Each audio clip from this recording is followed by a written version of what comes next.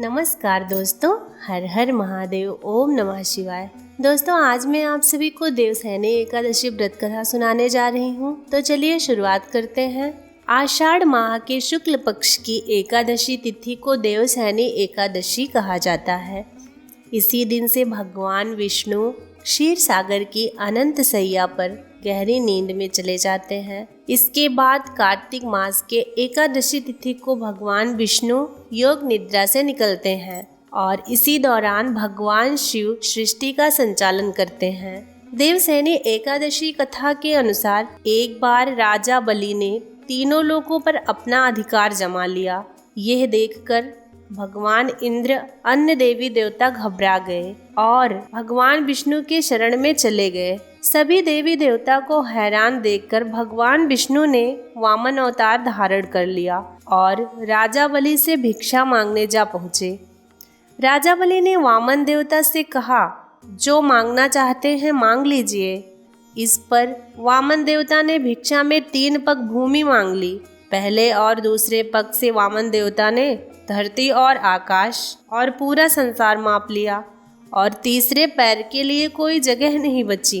तो राजा बलि से वामन देवता ने पूछा कि तीसरा पग मैं कहाँ रखूं? तब राजा बलि ने अपना सर आगे कर दिया। वामन अवतार में भगवान विष्णु राजा बलि को देखकर बहुत प्रसन्न हुए और उनसे वरदान मांगने को कहा।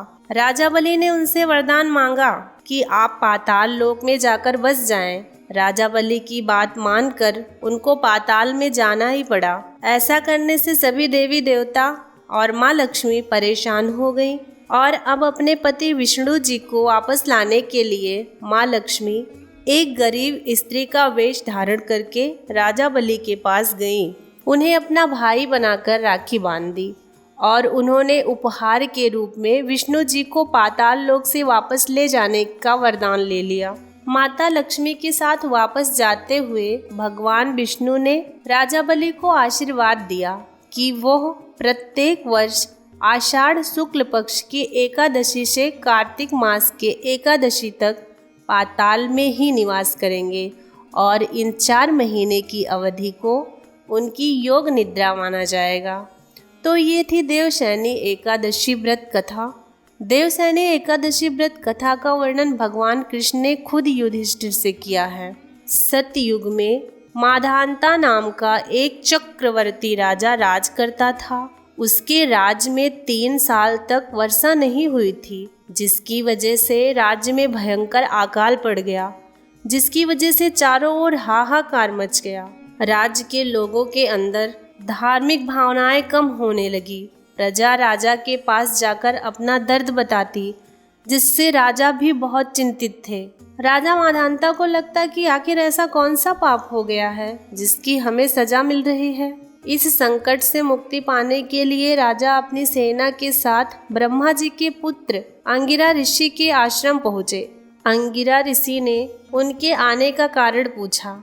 तब राजा ने हाथ जोड़कर कहा, ऋषिवर, मैंने पूरी निष्ठा से धर्म का पालन किया है, फिर मेरे राज्य की ऐसी हालत क्यों हुई है? कृपा करके मुझे इसका समाधान बताइए। अंगिरा ऋषि ने कहा, ये सतयुग है, यहाँ छोटे से भी पाप का दंड बहुत बड़ा मिलता है। अंगिरा ऋषि ने राजा को आषाढ़ माह के शुक्ल पक्ष की एकादशी का व्रत करने को कहा। अंगिरा ऋषि ने कहा, इस व्रत का फल तुम्हें अवश्य मिलेगा। महर्षि अंगिरा ऋषि का निर्देश का पालन करते हुए राजा अपने राजधानी वापस आ गए और उन्होंने चारों वर्णों सहित देवसैनी एकादशी का व्रत पूरा किया, जिसके फलस्वरूप उनके राज्य में मूसलाधार वर्षा हुई, जिससे एक बार फिर राजा के राज्य में खुशहाली का माहौल छा गया। तो ये थी देवसैनी एकादशी की व्रत कथा। आपको ये कथा कैसी लगी कमेंट बॉक्स में अवश्य बताएं और आपके अपने चैनल सनातन किस्से को सब्सक्राइब करना ना भूलें। आप सभी का धन्यवाद।